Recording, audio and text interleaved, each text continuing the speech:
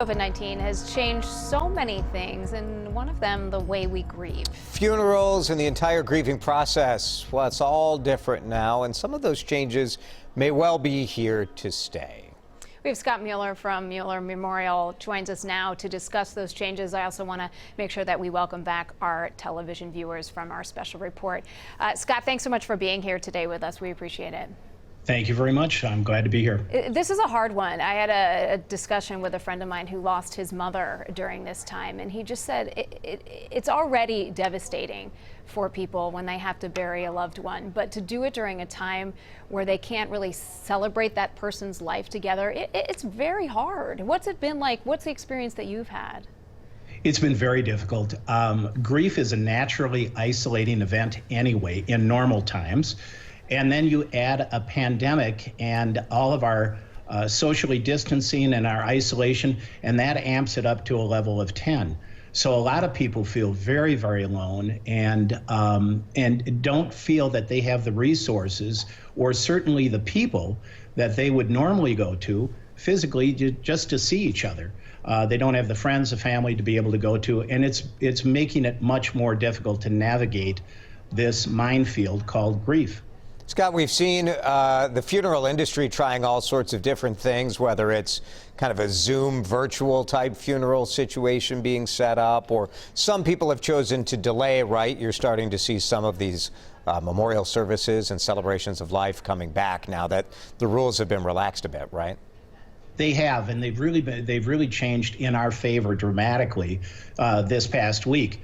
So we've been considered, along with houses of worship, where we're able to go up to 50% of our capacity. Now that's good news for us because the two buildings that we have are quite large, and it allows us to accommodate near normal quantities of people that come here for visitation reception. We are still limited on the number of people we can get in one room for a service, but we're able to do that just as churches are adapting as well. And how are you going to make sure it still all stays safe? I mean, even fewer people, they can still interact and hug and cry and all those together.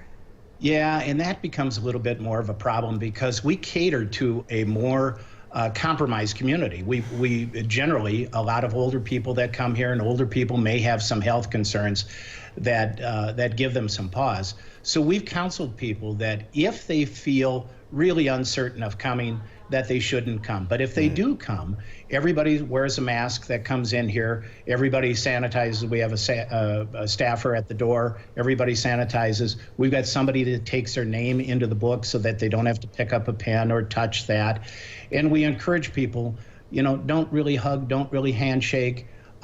Stay with the people that you are in the same household with. All of those things that you would normally do kind of in what's become our normal life now, we ask them to do here. Scott, what do you think some of the virtual aspect of this will stay so people can, families are all over the country, all over the world. It seems to me that what a wonderful thing to be able to celebrate someone's life remotely. Absolutely. In fact, last night we had a service right here at this funeral home. We live streamed it. We had somebody dialing in from the South China Sea. I don't know how that was possible, but that's where they were.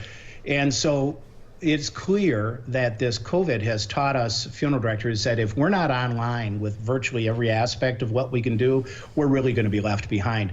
So live streaming is very much going to be a thing that's going to be a natural thing. Plus, we've also come out with, we've developed a thing called the Virtual Memorial Toolkit. This toolkit is kind of all the tips and tricks that the funeral directors use in order to plan a service, including outlines, prayers, music, links to all of this kind of stuff, including the directions on how to do this on any platform. And we've got that. That's available at our website at MuellerMemorial.com. So if somebody wanted to do their own service, they could do it. Nice. And we're trying to make it as easy as we can for them.